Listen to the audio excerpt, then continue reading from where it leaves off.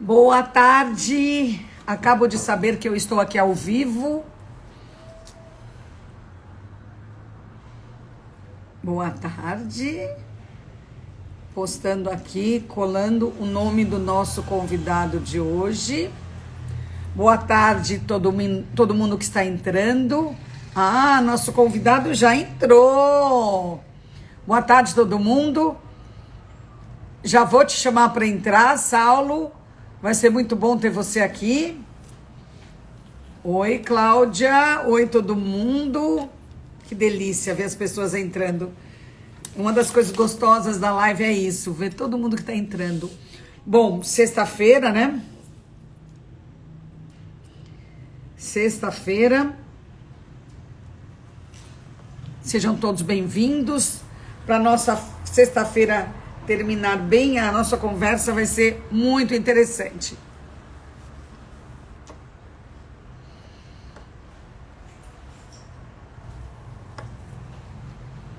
Antes de chamar o Saulo, eu quero dizer que como é gostoso, né, quando a sexta-feira tem um solzinho, que nem hoje, uma tarde bonita, porque já tá tão difícil a gente enfrentar tudo isso que a gente está enfrentando. Quando tem uma luz bonita, eu acho que a gente fica até mais feliz. Então, e hoje é dia de São Jorge, guerreiro, e um dia bacana. É isso, eu vou começar a apresentar o Saulo e já eu chamo ele. O Saulo é psicólogo. Ele falou aqui com a gente o ano passado, Paulinho? Foi. O ano passado, sobre o amor. Foi tão legal. Em junho, Saulo, eu vou te convidar de novo para a gente falar de amor. Bom, Saulo Velasco é psicólogo. A nossa conversa hoje vai ser sobre resiliência e sobre inteligência emocional. Acho que as duas questões são muito interessantes, os dois temas são necessários, são atuais. O Saulo é psicólogo, com pós-doutorado em psicologia experimental pela USP. Ele se especializou em métodos para o ensino de habilidades cognitivas complexas, como linguagem, formação de conceitos, raciocínio lógico, criatividade e resolução de problemas. É muito bacana, são muito bacanas os temas que o Saulo desenvolve no trabalho dele. Há mais de 10 anos ele ensina competências acadêmicas e habilidades de estudo a pessoas de todos os níveis de escolaridade. Além disso, ele presta consultoria para escolas de educação básica, aprimorando a formação de professores e coordenadores pedagógicos. Eu vou ressaltar aqui a importância da gente formar cada vez melhores professores que vão cuidar das crianças, que vão ser os adultos de amanhã. Portanto, essa questão que às vezes a gente não tá tão focada nela, é de vital importância. Vamos lá. Saulo, vou te chamar agora. Oi, Dorli, você tá aqui, que legal. Isabelle, não deu para olhar muito as pessoas que entraram.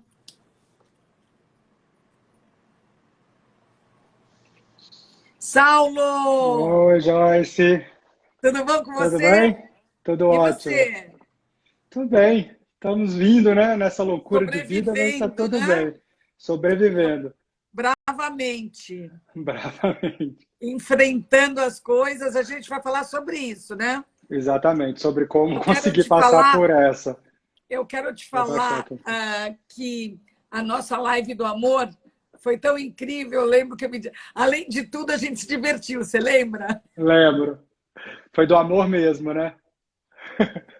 Adorei esse nome Paulinho, lá. Live do eu amor. vou até falar com o Paulinho que está aqui comigo para em junho a gente fazer uma história de amor com o Saulo. Pode até chamar esse título, Uma História de Amor com o Saulo Velasco. Ó, eu tô ajeitando aqui minha altura da câmera, que eu tô vendo que eu tô ficando baixinho aqui. Eu já vou acertar enquanto a gente começa. Organiza aí. Só na hora que a gente vê a posição aqui que eu consigo ajustar É, direitinho, né? Eu acho que agora tá ok, né? eu acho ótimo. Vem um pouquinho mais para cá, ó. Boa, porque assim... Ah, perfeito, perfeito. Vamos lá. Saulo, essa vez a gente vai falar sobre resiliência. Vamos começar falando sobre resiliência, que é uma palavra que tem sido muito comentada, né, nesses tempos de pandemia. A resiliência sempre foi importante? Por que ela é importante? Bom, ela sempre foi importante. Tá travado aí, Paulinho? Ele está se mexendo aí. Ele está se mexendo. Calma aí. Aqui tá travado para mim. Tá sem som, né? É lá nele, né? Não é aqui. Vamos aguardar o Saulo voltar. Que aquelas coisas de sexta-feira à tarde. E ele saiu. Ele saiu. Vou pôr ele de novo, Paulinho. Travou, mas já já o Saulo entra novamente. Não se preocupem que isso acontece. Às vezes, sexta-feira fica muito cheio, né? Muito lotado.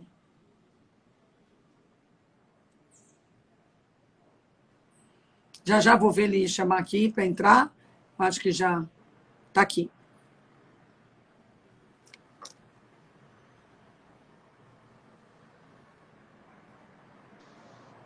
Pronto, voltamos. Pronto. Vamos começar. Lembra que na nossa live do amor foi assim? Sim, eu lembro. Caiu um monte. Na hora que eu comecei a responder, caiu. Desculpa. Eu acho assim, voltando, a resiliência, ela sempre foi importante. A resiliência é um termo que ficou mais popular recentemente na psicologia, mas eu não sei se as pessoas sabem, o termo vem da física de materiais. Ela significa elasticidade, que é a capacidade de um corpo voltar ao seu estado original. Depois de sofrer uma deformação. Então tem a ver com elasticidade, flexibilidade. E na psicologia, a gente trata esse conceito a partir dessa perspectiva, que é a capacidade do indivíduo de resistir, né, de enfrentar os desafios, as adversidades e conseguir voltar para o seu curso original, para os trilhos originais, a despeito do que possa ter havido de perda, de mudança e de sofrimento. Então, ser resiliente não é aguentar a porrada sem cair, é cair e levantar. Boa essa definição. Boa. É você envergar, mas não quebrar, mas você volta. Né? Tipo o carvalho, a árvore, né? Que quando vem a tempestade, ela enverga para poder voltar e forte. Perfeito. Ela é uma planta resiliente, o carvalho é uma árvore resiliente. Né? Então, quando a gente fala de resiliência, está falando de enfrentamento de desafios e de enfrentamento de problemas, adversidades, soluções. Portanto, ela sempre foi importante em todas as esferas da vida, tanto da vida pessoal, profissional, amorosa. Né? Ser resiliente é importante para a gente continuar seguindo nos trilhos. Agora, nós estamos vivendo uma situação adversa como nenhum de nós viveu até então. E aí eu acho que tem a resiliência, ela passa a ser hoje mais importante ainda, mais né? Importante, necessária. Necessária, porque a gente está enfrentando um desafio que nenhum de nós que está aqui agora, provavelmente ninguém que está nos assistindo, né, já passou alguma coisa parecida antes na vida, né? E, portanto, é isso. A gente está numa situação de vulnerabilidade psicológica muito grande, vulnerabilidade social muito grande, e nesses momentos de grande vulnerabilidade, em que estamos diante de uma situação incontrolável, uma situação que chegou de maneira imprevisível, que a gente não poderia ter evitado, tal, a resiliência passa a ser mais importante agora, porque a gente precisa seguir a despeito do que está acontecendo. Todo mundo está tendo perdas, todo mundo está tendo perdas pessoais, perdas profissionais, perdas familiares, a gente está perdendo a nossa sanidade mental, a gente está perdendo muitas coisas. E ser resiliente é, inclusive, aprender a aceitar algumas dessas perdas, por mais difícil que isso seja para todos nós, mas é seguir a despeito delas. Né? O oposto da resiliência é a gente ficar preso no problema ou na perda e nunca superar. Imobilizado, né? Imobilizado, paralisado. Agora, você falou que a gente está tendo perdas disso, perda daquilo, perda daquilo. A gente está ganhando alguma coisa? Ai, sumiu de novo.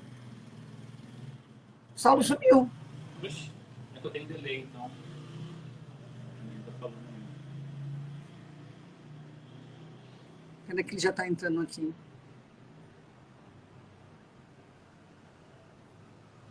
Não, ainda não.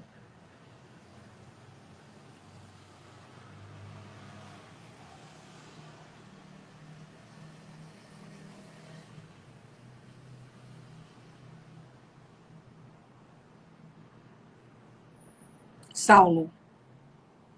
Entrou 4G agora. Tá. Mudou? Acabou de mandar mensagem. Vamos lá, recuperando. Vamos ser resilientes. Vamos dar um exemplo Vamos aqui. voltar para o trilho. Saulo, você falou que a gente perdeu um monte de... Perdemos isso, perdemos aquilo. A gente está sentindo na pele todas as perdas, né? A gente está ganhando alguma coisa nessa pandemia? Olha, é difícil a gente falar isso agora, né? Parece uma coisa meio poliana, né? Quando a gente fala que, vamos tirar o melhor proveito disso, né? Vamos aprender alguma coisa. Mas eu acho que ser resiliente é exatamente isso. Pessoas que são resilientes são pessoas que são capazes de extrair da diversidade inteira uma oportunidade de crescimento e de desenvolvimento. Eu não sei se enquanto cultura, enquanto sociedade, nós estamos aprendendo. Né? Eu não sei, a gente passou um ano de pandemia e a situação continua muito parecida, né? As pessoas continuam egoístas, as pessoas continuam pensando em si mesmas, as pessoas continuam, né, cuidando do seu próprio prazer, indo para as ruas, fazendo festa, furando quarentena. Então, não sei se a gente aprendeu alguma coisa. Mas, enquanto indivíduos, a gente pode tirar algo. Né? Existe um lado bom do lado ruim, ou seja, muitas vezes no dia a dia a gente se conforta, a gente se conforma com a realidade e a gente não sai dessa zona de conforto. E situações adversas desse tipo são situações especiais de mudanças. São essas adversidades que são motores, né, que impulsionam as nossas mudanças pessoais, psicológicas e culturais também. É que a mudança cultural ela tende a ser mais lenta do que a mudança, né, individual. Então tem um francês, um psicólogo francês que chama Boris Cyrulnik, que é um grande estudioso da resiliência, que ele tem uma metáfora muito interessante. Concha pérola. Dessa metáfora dele, o que ele traz, né? Você ouviu a metáfora da concha? Acho que parou ali um Não. pouco para mim. Então, a metáfora que o Boris Cyrulnik... Nossa, tá ruim. Eu acho que é na casa dele, né? Você fez teste? Isso, deu uma travada, mas aí saiu, voltou normal. Vamos aguardar que está travando na casa do Saulo.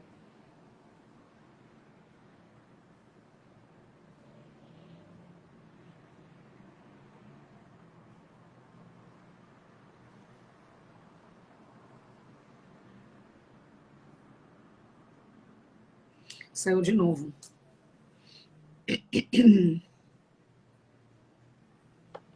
Vamos aguardar. Eu acho que o problema lá na casa do Saulo. Ainda bem que a gente está bem atento, ainda bem que esse tema é fascinante, né? Tanto da resiliência quanto a gente vai falar depois de inteligência emocional. Tudo isso tão necessário nesses tempos. Sempre foi necessário, mas agora parece que é mais. Já citou.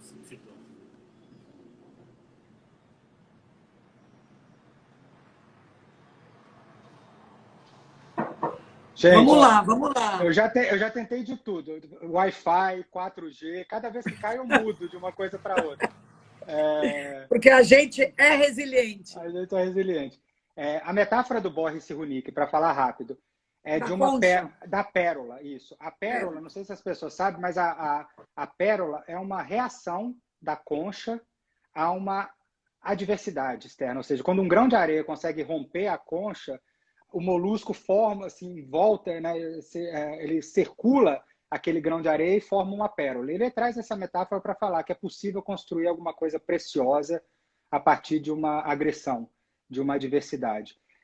Então, eu acho que sim, é possível. É um momento propício para mudanças e para aprender, sim. Eu concordo. Isso não significa que estejamos fazendo, né?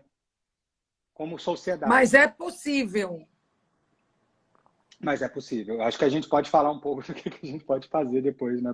Para tornar isso mais possível. Saulo, uma pessoa que não é resiliente, assim, por princípio, ou pelo jeito dela, que ela pode fazer para se tornar mais resiliente? Existe algum exercício, alguma prática, além da experiência, né? Aham.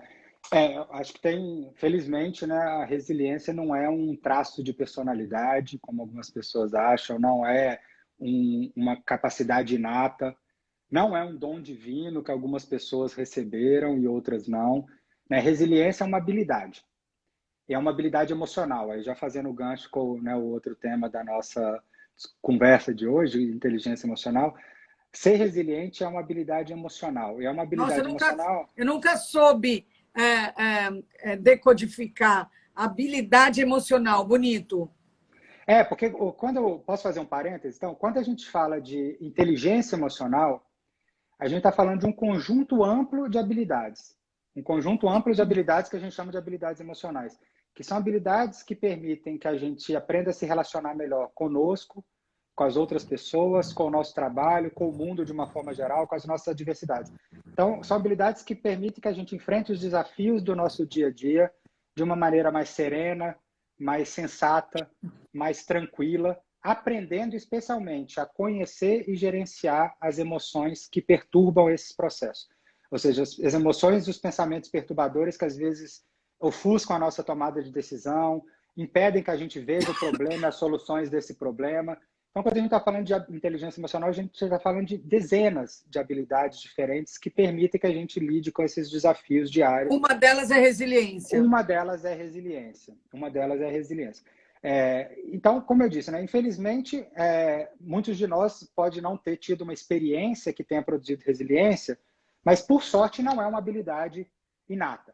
É algo que a gente aprende. Né? Alguns de nós tivemos esse privilégio de aprender com os nossos familiares, com cuidadores, outras pessoas com amigos, professores, psicólogos, terapeutas em geral, né? E outras pessoas não. Mas, independentemente do nosso ponto de partida, a gente pode aprender a ser mais resiliente. Porque, como qualquer habilidade, as habilidades emocionais são exercitadas, são treinadas, são aprendidas. Assim como eu posso aprender a andar de bicicleta, posso aprender a dirigir um avião, eu posso aprender a ser resiliente. Eu E posso como que a aprender a gente ser empático. aprende a ser resiliente?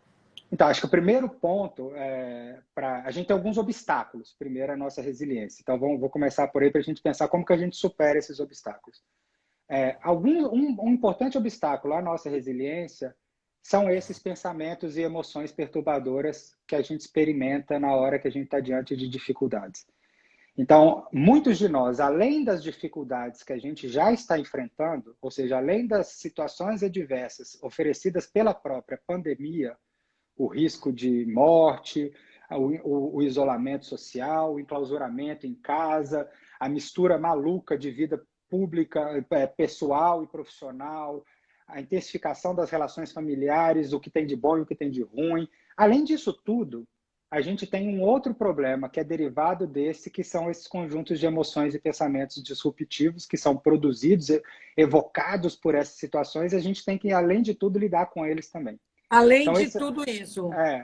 Então, por exemplo, muitas pessoas têm um padrão de pensamento em espiral que impede muita gente de ser resiliente. Ou seja, ao invés de eu enfrentar o problema, eu fico refazendo a cena, pensando numa catástrofe. Então, a gente vai Rodando. rodando. Então, a gente começa a ter um pensamento perturbador que leva a outro, que leva a outro, e vai ficando cada vez mais catastrófico. Daqui a pouco você já imaginou a sua morte, você já imaginou seu filho órfão.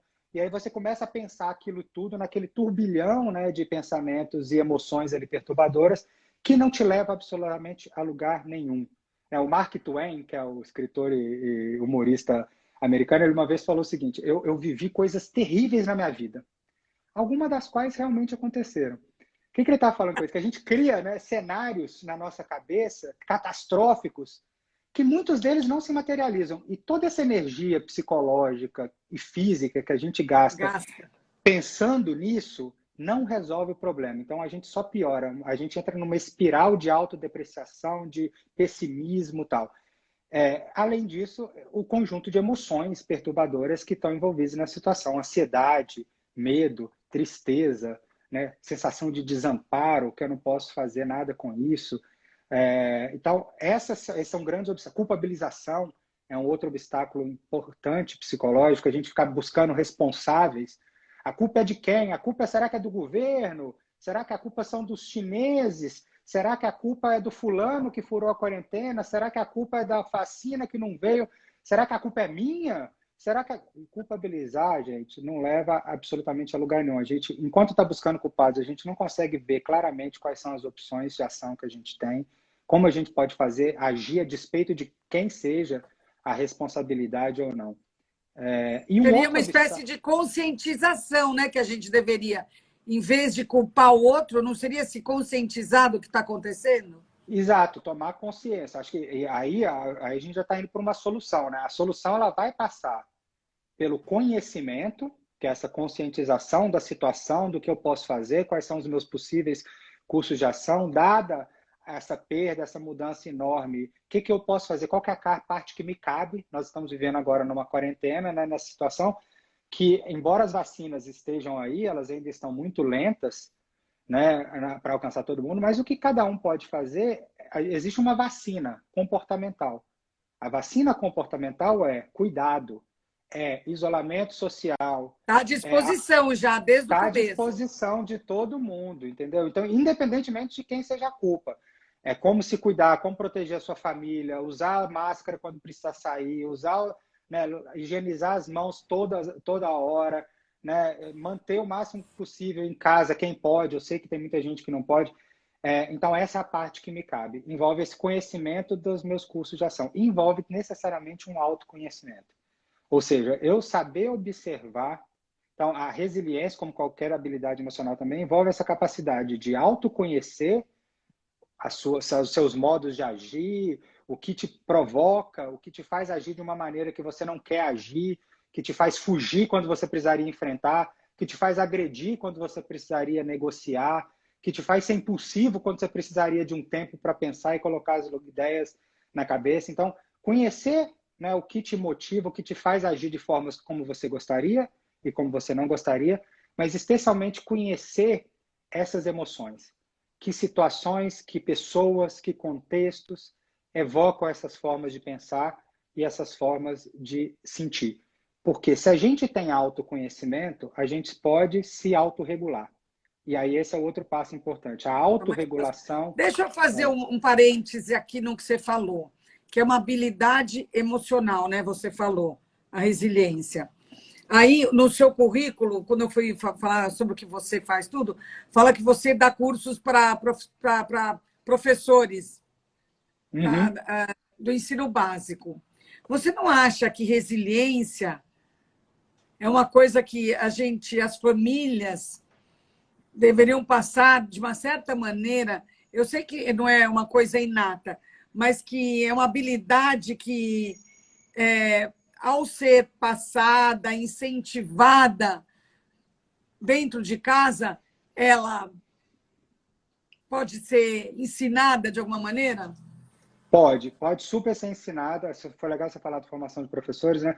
Eu dou aula na The School of Life, né? Que é uma escola para desenvolvimento de habilidades emocionais, inteligência emocional, mas eu também sou sócio de uma outra empresa que chama Lupa Educação Ampliada, que é onde a gente faz essas formações de professores, ensina pessoas a estudar, aprender e tal. E também a parte na área de inserção dentro da educação é via Lupa. E hoje a BNCC, a Base Nacional Curricular Comum, preconiza o ensino de habilidades emocionais no currículo básico. E resiliência é uma delas. Então, assim como as famílias poderiam... Então, a gente trabalha ensinando, inclusive, professores como desenvolver essas habilidades socioemocionais também. Não só as habilidades acadêmicas, mas também as habilidades socioemocionais. E as famílias também podem fazer isso. Óbvio, as famílias têm um papel importantíssimo no desenvolvimento dessa resiliência. Eu vou dar um exemplo para você. De um tipo de 2 padrões de família que um gera mais resiliência e o outro gera menos resiliência. Aquelas famílias, por exemplo, que têm um afeto condicional ao desempenho, ou seja, aquelas famílias que valorizam mais os filhos, são mais afetivas com os filhos, né? Quando os filhos fazem tudo bonitinho, quando eles vão bem na escola, quando eles se comportam bem, quando eles arrumam o quarto, e que esse afeto é dependente deste bom resultado, ou deste bom comportamento, essas pessoas tendem a ser menos resilientes do que aquelas que foram amadas incondicionalmente, por exemplo. Então, quando você tem um afeto, que é muito difícil fazer isso. Eu sou o pai de uma criança de 6 anos, eu sei o quanto é difícil, no momento que ele está sendo absolutamente desagradável, fazendo tudo que você não gostaria, como é difícil manter o afeto, manter o carinho nessa hora, né? E mostrar para ele que eu amo ele a despeito dessa coisa horrorosa que você está fazendo, eu continuo, né, te amando. É muito difícil fazer isso. Então, esses dois padrões de família, por exemplo, produzem mais ou menos resiliência, porque o indivíduo que aprendeu que se ele erra na vida, se ele cai, se ele faz uma coisa errada, né, se ele desaponta pessoas, se ele não faz o que todo mundo quer que faça, essa pessoa, quando ela comete erros ou quando ela enfrenta adversidades na vida dela, ela tem medo de tudo, tem medo de errar, ela tem pouca confiança em si, então ela vai crescer, né, a partir daí tendo medo de adversidades, porque adversidade significa perda de amor, perda de afeto, perda de Ela vai ser reconhecimento. totalmente medrosa, despreparada, né? Esse é um exemplo, né, de relação parental que pode proporcionar esse tipo de dificuldade. Então, essas famílias que valorizam mais o processo, valorizam o fato dos indivíduos estarem tentando, caindo e voltando e insistindo e persistindo diante da dificuldade, independentemente dele se ele vai chegar no resultado que se quer ou não. Por exemplo, no campo do estudo, aquela família que valoriza o fato da criança estar tentando, estar estudando, estar se esforçando. Mas mesmo que ela vá mal na escola, ela é valorizada por estar se esforçando. Essas pessoas estão aprendendo a ser mais resilientes. Elas estão aprendendo que o importante é persistir, é tentar. Sim. Não é conquistar, não é ter sucesso, não é, né, necessariamente vencer. Ser resiliente é fácil para quem é campeão. Mas a resiliência é importante para quem bate e volta, bate e volta, bate e volta. E é isso que a gente precisa valorizar nas crianças. O fato delas Quem estarem bate persistindo, volta. tentando. É isso. E, Continua bom, só falando falar que eu mais te uma. interrompi. Tá, não, imagina. Uma outra, né, acho que um outro Ah, ponto. Não, você queria comentar sobre isso? Pode falar. não, a gente está falando quem não tem essa habilidade, né? Quem não tem resiliência, as Uhum. maneiras de desenvolver, né? Aí você Isso, falou sobre. É. Falei sobre esses pensamentos, sobre essas emoções E quando a pessoa é perturbadoras. mais velha, Saulo, por exemplo, uma pessoa já mais consciente, tá? Ela está vendo que ela não resiste, não tem essa resiliência necessária que ela Uhum. gostaria de ter. Como Uhum. ela faz para desenvolver isso? Não, aí acho que como toda habilidade, a gente pode aprender em qualquer momento da vida. É óbvio que quanto mais velho nós somos, mais difícil é aprender. A criança é muito mais maleável, ela já é resiliente por natureza, até o corpo dela é mais resiliente, ela é de borracha, né? Eu acho que o exemplo da resiliência é naquele João Bobo, aquele brinquedo, Exatamente.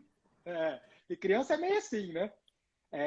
Portanto, assim como é mais fácil aprender uma língua quando você é criança e mais difícil como adulto, é mais difícil depois, mas é possível. Afinal, é para isso que existe a psicologia, né? Para isso que existem essas conversas que a gente está tendo, para isso que na The School of Life, na Lupa, a gente trabalha com o ensino dessas habilidades, porque é possível aprender. Então, o primeiro ponto, acho que é aprender a se auto-observar para que se possa se autorregular. Então, voltando àquele ponto. Então, essa auto-observação, aprender a nomear as emoções, o que eu estou sentindo, por que eu estou sentindo isso, o que gerou isso. Eu comecei a pensar nessa coisa muito esquisita agora, esse pensamento perturbador, de onde ele veio. Então, eu geralmente, quando eu estou nessa situação, eu tendo a agredir as pessoas. Então, eu estou percebendo que quando eu estou atolado de trabalho, meu filho começa a me incomodar, eu grito mais com ele.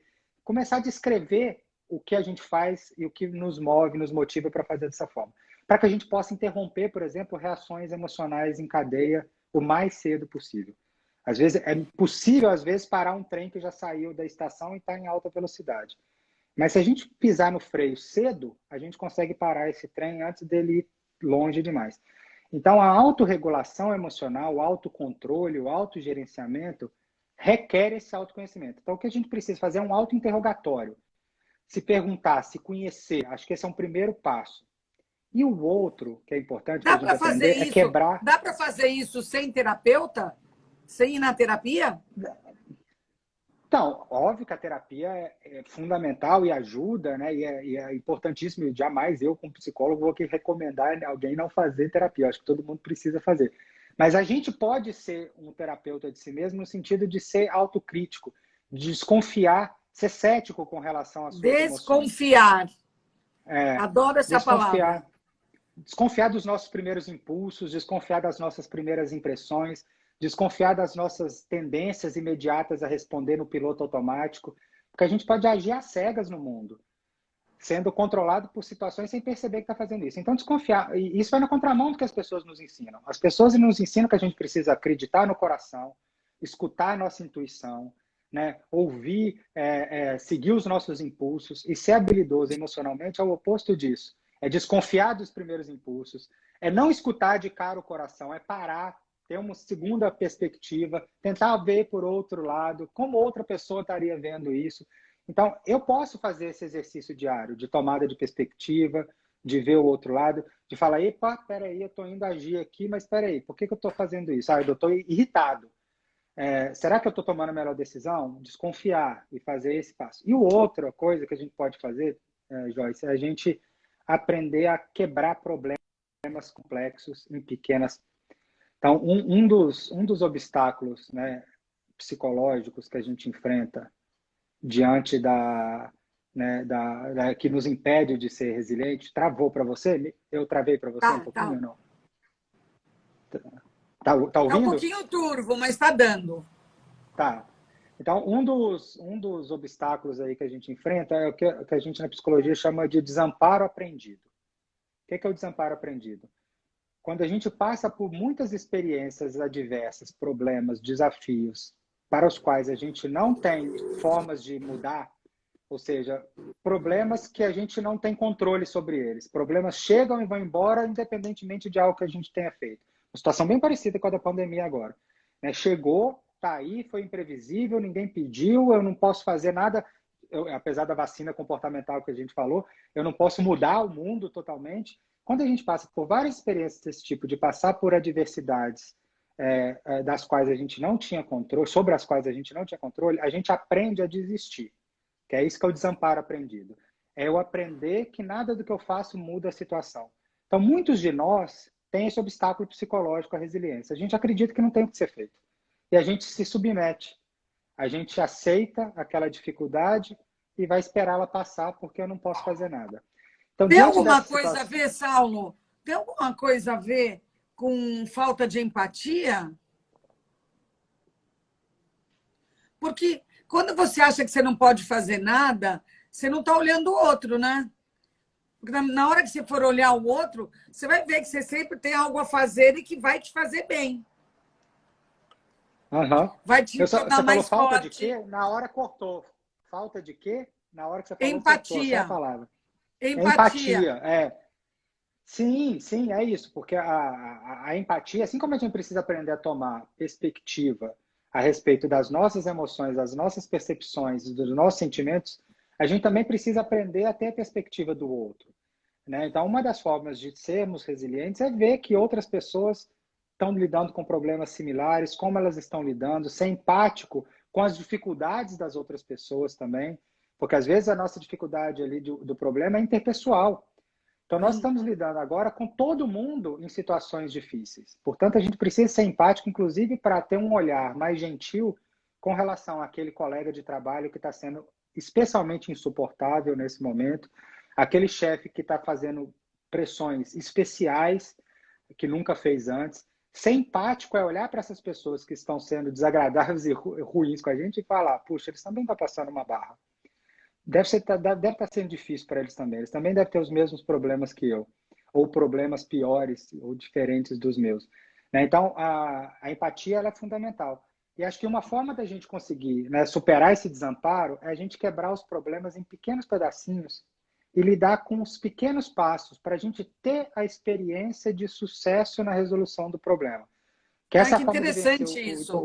O desamparo. Porque se eu quero encarar o problema inteiro, imagina se fica muito grande, né? Do problema, explica, a solução do problema. Dá um exemplo, Saulo. Como que é partir um problema em pedacinhos? Dá um exemplo de uma coisa mais corriqueira. Então, imagina o seguinte, olha, imagina que eu quero resolver, para mim, o problema só vai acabar quando a pandemia acabar.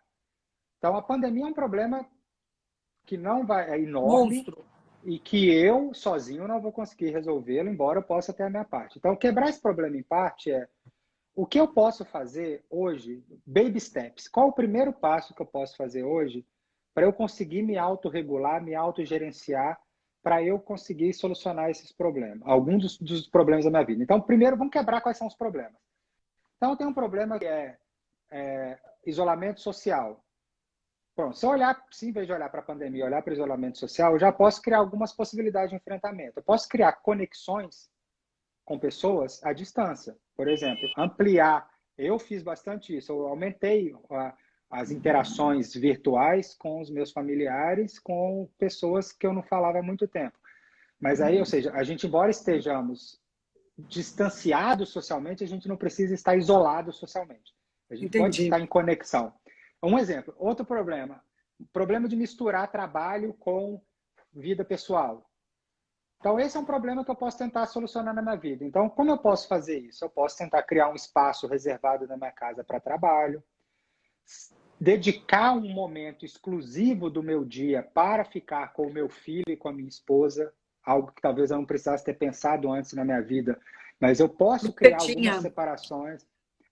Então agora, olha, vai ter um momento que eu vou estar com meu filho, e isso trava a minha agenda. Esse momento é o momento dele, a hora de brincar. Esse momento, a partir das 8 da noite, eu estou com a minha esposa. Ela chega, né? A gente está junto, terminou o trabalho e tal. Então, ou seja, ao invés de olhar o problema como um todo, pandemia, vamos olhar para as pequenas pontes, as pequenas partes. E aí, o que eu posso fazer em cada uma delas? Ainda pensando que dentro dessas pequenas partes, eu posso subdividi-las em partes ainda menores. Então, por exemplo, eu posso não ter 2 horas do meu dia para o meu filho, mas eu posso ter 15 minutos de vez em quando. Então, vamos começar com 15 minutos? Vamos imaginar que o meu problema da pandemia é que eu estou consumindo muito álcool. A maioria das pessoas está fazendo isso. O consumo de álcool e substâncias psicotrópicas aumentou, tanto as lícitas quanto as ilícitas. Aumentou, assim, vertiginosamente agora. Se esse é um problema para mim, está causando transtornos na minha vida profissional, pessoal, eu não vou de uma hora para outra enfrentar o problema assim, não vou beber mais. Baby steps. Vou reduzir. Quais são os que eu posso reduzir? Se eu tomo remédio para dormir, quais dias eu posso tirar esse remédio, por exemplo? Por exemplo, amanhã eu não tenho nada de manhã. Amanhã eu não tenho um compromisso de manhã. Amanhã é sábado, eu posso acordar a hora que quiser. Será que eu preciso tomar para dormir? Será que se eu passar um pouco, demorar muito para dormir, se eu for acordar meio-dia, tudo bem? Então, focar em pequenos passos, né? Se eu quero tirar o álcool, quanto eu tiro? Reduz. Qual que você dá para tirar? Vou beber no fim de semana, se precisar beber durante a semana, vou beber durante a semana, mas qual? Qual dá para tirar?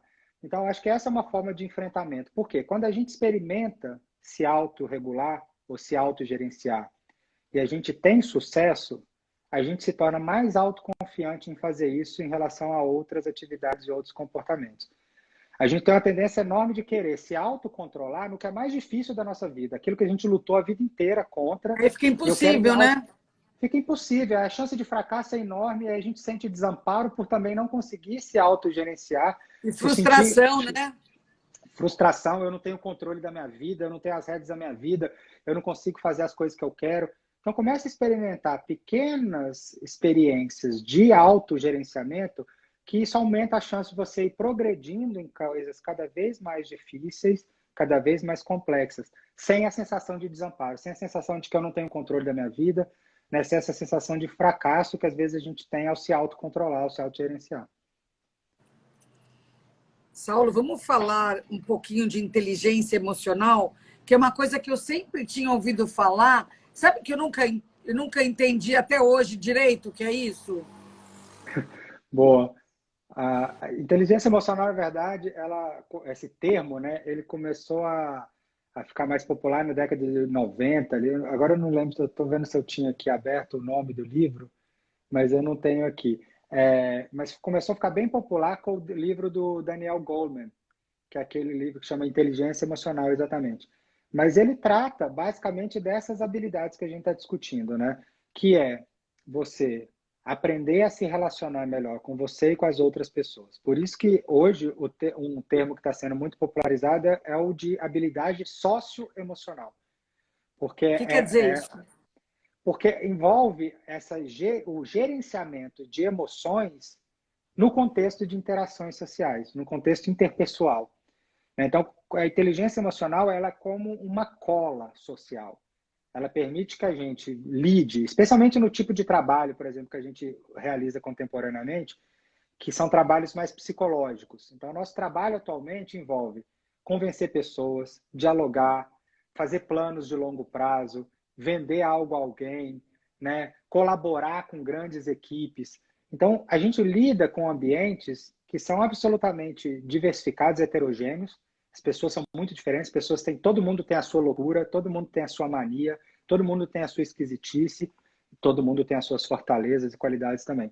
Então, a inteligência emocional, ela permite que a gente consiga cooperar, organizar e viver junto com pessoas tão diversas de nós, de uma maneira mais tranquila e mais calma, ao invés de ficar naquelas nossas bolhas do igual, só olhando para quem é igual a gente.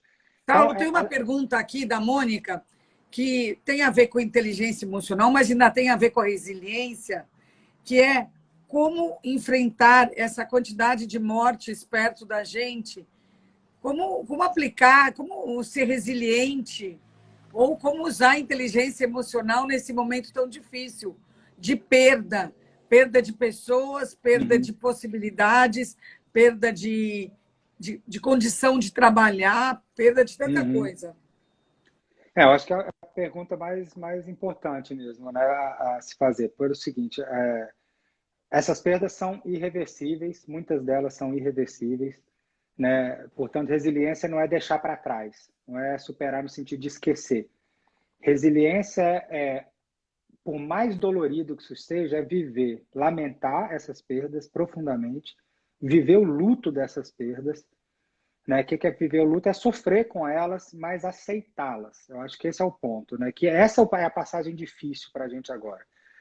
Muitos de nós ainda estão vivendo a negação das perdas ou a negação do problema, a negação da realidade. Alguns dos nossos governantes continuam vivendo na negação dessa realidade, na negação do problema.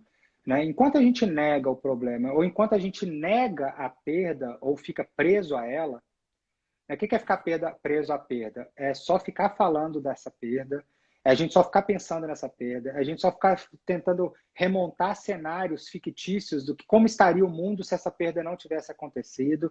Né? Então, muitos de nós ficam presos o Freud, eu nem sou freudiano, mas o Freud chamava isso de melancolia, que é o oposto do luto, é você ficar preso naquela coisa perdida, no objeto perdido, e ficar ali, né, e ruminando aquilo o dia inteiro e tal. Então, a resiliência envolve, de alguma forma, uma aceitação, que é difícil a gente fazer isso. Aceitar não significa falar que tudo bem, mas é se conformar. Gente, perdemos, é doído, nós vamos sofrer coletivamente com isso.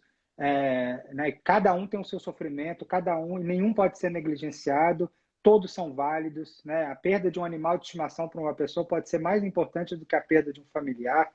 Enfim, perder é perda. Mas a gente precisa aceitar para poder seguir em frente. Porque enquanto a gente fica nessa melancolia, preso nesse objeto, só falando daquilo e remoendo e criando esses cenários paralelos da vida como teria sido melhor ou como era melhor antes, tal, a gente não avança. A gente não consegue buscar este passo que eu falei. E agora, o que eu faço? Independentemente do que aconteceu, independentemente de quem seja o culpado ou responsável por isso, qual é a parte que me cabe agora para eu poder voltar ali aos meus trilhos, né? E acho que esse é um ponto que envolve, por exemplo, conexão social. A psiquiatria hoje, as pesquisas em psiquiatria, sabem que um fator preventivo ou um fator protetor do sofrimento, especialmente em situações como essa, de catástrofes humanitárias, como a que a gente está vivendo, é conexão. Criar laços com as pessoas. Esse é um fator de proteção psicológica. Tem estudos mostrando isso de várias formas. As pessoas que estão conectadas sofrem menos e superam mais fácil. Tipo aquela coisa que se falava, agora vamos segurar a mão, né? Não, agora ninguém larga a mão de ninguém, né? Isso, que acabou virando, né, um slogan e Sim. Um monte de gente largou a mão de todo mundo aí no meio do caminho. Mas a ideia é não largar a mão de ninguém. A ideia é essa. Isso, e aumentar essas nossas conexões, porque essa conexão social, ela gera resiliência de duas formas. Uma resiliência remediativa, que é essa que a gente está precisando agora, ou seja, a gente já está no buraco, como que a gente sai dele? Então, criar conexões pode ajudar a gente a sair dessa. Mas se a gente mantém as nossas conexões vivas, a gente cria uma resiliência protetora, uma resiliência preventiva, como se a gente estivesse fazendo a profilaxia da resiliência, do sofrimento, né? Ou seja, a Interessante. gente, quando vier a próxima paulada, a A gente gente já está está mais almofadinha, né? forte. Isso. A gente já está mais flexível, né? E acho que esse é um ponto importante. Até os animais, tem estudos com animais mostrando isso, que animais que vivem em grupos, estudos experimentais, lá na USP teve estudo isso, na época eu estava fazendo doutorado lá, o pós-doc, com ratos, mostrando que ratos que passam por adversidades, por exemplo, tomam um choque de vez em quando numa caixinha, mas se quando eles terminam o experimento, eles voltam para uma gaiola com vários outros ratos, esses desamparam menos do que aqueles que voltam para uma gaiola isolada. Olha que dado interessante. Estou falando de rato, mas a gente se comporta da mesma forma. Se você vai lá, toma porrada, toma um choque na vida. Se você volta para sua casa e se isola, você vai sofrer mais do que quem voltar para o grupo. E olha que isso não tem a ver com linguagem, isso é muito interessante. Né? Animais respondem assim também. Então, criar Saulo, esses deixa eu te laços fazer é uma pergunta fundamental. aqui que me parece muito pertinente e pode ajudar muita gente. Eu acho que a resposta da Marinalva, eu vou te fazer a pergunta, tem a ver com isso de fracionar também. Como uma pessoa idosa ativa pode fazer? Já que perdeu o trabalho, tenta manter o equilíbrio fazendo alguns cursos, já tomou as 2 doses da vacina, que conselho você pode dar se a pessoa quer voltar a ser ativa e trabalhar? Boa. Acho que é difícil, né, falar assim, então, de supetão, o que cada um pode fazer, mas eu acho que eu iria nesses mesmos caminhos. Conexão, rede. Então, por exemplo, uma pessoa idosa que já tomou a vacina, que acho que formação, como você falou, a gente sabe da dificuldade das pessoas idosas de se reinserirem no No mercado de mercado. trabalho, né, especialmente por questões, né, de preconceitos, né, que se tem, as pessoas estão selecionando os mais jovens e tal. Então, a formação, como ela falou, cursos é fundamental, mas eu acho que principalmente rede. Provavelmente uma pessoa que tem Concordo. grande chance de ser inserida de novo no mercado de trabalho é uma pessoa que tem muitos amigos. É uma pessoa que alguém vai indicar para ela um trabalho, vai falar, olha, eu sei exatamente um lugar que está precisando de alguém como você, alguém que já te conhece, enfim, Sabe rede, uma coisa rede. que eu aprendi muito, Saulo, ultimamente? As redes de, por exemplo, de pequenas empreendedoras mulheres. Aí Exatamente. você descobre, sei lá, você sabe fazer molho de tomate, ou você sabe costurar. Vai procurar a rede das mulheres empreendedoras. Porque às vezes você não encontra Perfeito. emprego, você encontra um trabalho. Uma coisa que Exato. você saiba fazer e que você vai para uma rede que vai te acolher e vai te ensinar de graça. Chama E RME, perfeito. Ó, Rede de deixa Mulheres aí depois. Empreendedoras. Boa. Põe Rede aí, de mulheres Paulinho, empreendedoras. põe aqui o. A gente vai pôr aqui o endereço, porque às vezes Boa. você não realmente não, ninguém tem emprego, não é mulher idosa que não tem emprego. Ninguém está tendo emprego, né? Mas se você Exato, descobre uma capacidade sua, né? Uma habilidade, olha aí a palavra habilidade de novo, né? Uma habilidade sua pode ajudar bastante, né?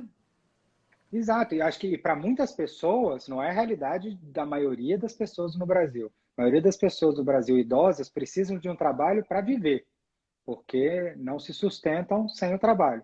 Mas existem também outras pessoas que precisam de um trabalho não para se sustentar, mas para se sustentar psicologicamente. Né? Ou seja, eu posso não conseguir um emprego, mas talvez um Sim, trabalho que tenha propósito, significado, que eu sinta que eu estou sendo útil, produtivo, pode ser para uma minoria, vamos falar, uma minoria pode ser importante mais do que o dinheiro que ela está ganhando. Embora a maioria dos idosos no Brasil precise de dinheiro para comer, né? Precise de um trabalho para comer, né? Para se sustentar. não, está muito Mas eu difícil. acho que é isso. Está muito Está difícil. muito difícil. E para a gente exercitar a nossa inteligência emocional no dia a dia, existe uma maneira? Então, existe, eu acho que, inclusive, a gente falou de algumas delas, né? Essa autoobservação, né? Esse ceticismo com relação aos primeiros impulsos, às primeiras impressões, Isso é algo que a gente pode exercitar e praticar no dia a dia. Quem fazia isso muito bem era Virginia Woolf, escritora. Virginia Woolf, ela tinha um diário que ela escrevia, né, diariamente, óbvio, sobre as impressões dela sobre o mundo. Então, ela fazia um auto-interrogatório muito interessante. Então, ela ficava assim, fulana vai vir aqui em casa hoje. Eu estou sentindo uma coisa tão estranha. Por que será que eu estou sentindo isso? Será que eu estou apaixonada por ela? Aí ela falava, o que será que nela me agrada tanto? Será que ela é porque ela é muito ativa? Será que é porque não sei o quê? Então, e aí tem as passagens do diário dela, é esse diálogo dela com ela mesma. Ela vai num parque, ela fala, na hora que eu entrei num parque eu estava sentindo ansiedade porque eu estava pensando em tal coisa, mas na hora que eu vi o parque o céu se abriu e a esperança voltou. Então, esse é um auto-interrogatório, é uma habilidade incrível de autoconhecimento. A gente pode exercitar isso. Por que eu estou Essas sentindo isso? De onde ferramentas isso vem? que você fala aqui, né? Essas ferramentas ajudam muito, por isso que eu estou te questionando cada vez mais. Porque você escrever, né, um diário e você ler o seu diário vai despertar muita coisa, né? Exato, porque esse autoconhecimento ele envolve meio como se a gente se dividisse em dois. Uma pessoa que age no mundo e uma pessoa que observa essa pessoa agindo. Só que essas duas pessoas sou eu só. Estão todos dentro de mim. E quando a gente escreve, a gente consegue materializar esse outro. Então, a gente consegue olhar para a gente como um observador externo. E a autoobservação, o autoconhecimento requer isso. Eu olhar para mim mesmo como um observador externo. As pessoas acham que autoconhecimento é olhar para dentro. Autoconhecimento é olhar para fora, e é olhar de fora para você. É olhar o que do mundo, do contexto está produzindo essas formas de agir, de pensar, de se comportar, de sentir, né? E como que outra pessoa me veria nessa situação. Acho que esse é um exercício importante. E para que eu consiga praticar essa autorregulação emocional, né, e aprender a me autogerenciar. E outra coisa que a gente pode fazer, acho que está especialmente ligado agora à resiliência, além da gente criar conexões sociais, como a gente falou, é a gente aumentar o nosso autocuidado. O autocuidado é outro fator preventivo e protetor de sofrimento psicológico em situações de adversidade. Então, muitos de nós, na situação de pandemia, relaxou o autocuidado. Ou seja, estamos dormindo menos, estamos comendo pior, estamos bebendo mais, parei de fazer exercício porque eu só faço exercício ao ar livre, ou só ia para a academia fechou, não consigo mais. Ou seja, a gente parou de se cuidar. E essa falta de autocuidado, se a gente for pensar, a nossa mente são processos, o que a gente chama de mente, são processos psicológicos que ocorrem no nosso corpo. Então, os nossos humores, as nossas emoções, os nossos pensamentos, a nossa tomada de decisão, o nosso raciocínio lógico são processos que ocorrem no nosso corpo. Essa ideia de que existe mente e corpo, Platão inventou isso lá atrás, depois a gente saiu empurrando isso para frente, Descartes trouxe de volta. Hoje a gente sabe, a psicologia, a psiquiatria, a neurociência sabe que mente e corpo é uma coisa só. Mente são processos que ocorrem no nosso corpo.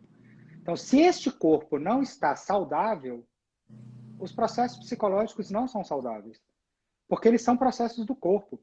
Então, aquela frase, corpo são, mente sã, ela só tem um erro, que é separar corpo e mente como se fossem coisas diferentes. Mas é exatamente isso. Né? Se eu não cuido desse corpo, eu não vou pensar direito, eu não vou tomar decisão direito, eu não vou ter energia para enfrentar as adversidades da vida, eu não vou conseguir, eu vou me autodepreciar mais, enfim. O corpo é, né, o locus, o local onde isso tudo acontece. E, além disso, a gente pode buscar outros recursos, né? Além da conexão, né, social, que outros recursos? Me conhecer no sentido de o que eu possuo de fortalezas? Quais são as habilidades que eu já possuo que eu posso utilizar agora nessa situação? Porque uma coisa que a gente equivoca muito... Quais são os instrumentos que você já tem, né? Que eu já tenho. Isso. Ao invés de eu tentar aprender uma coisa nova numa situação tão adversa, por que eu não uso aquilo que eu já sei fazer de bom para sair dessa? Então, se eu sou bem-humorado, como eu uso o humor nessa situação? Se eu sou bom de comunicação, como que eu uso a comunicação, a minha habilidade de comunicação para eu enfrentar esse problema? Se eu sou uma pessoa generosa, como que eu uso a minha generosidade agora para enfrentar esse problema? Ir atrás do que é nossas forças e não perseguir as nossas fraquezas. As fraquezas estão lá, deixa para outro momento. O momento de desenvolver fraqueza é na hora que o barco está tranquilo, não quando o barco está indo na direção de um iceberg. Ali é a hora de usar o que a gente está na nossa mão, né? O que tem de recursos. Nossa, quanta coisa boa você falou, Saulo. Quanta coisa boa Obrigado. você falou. Muita coisa boa, muita.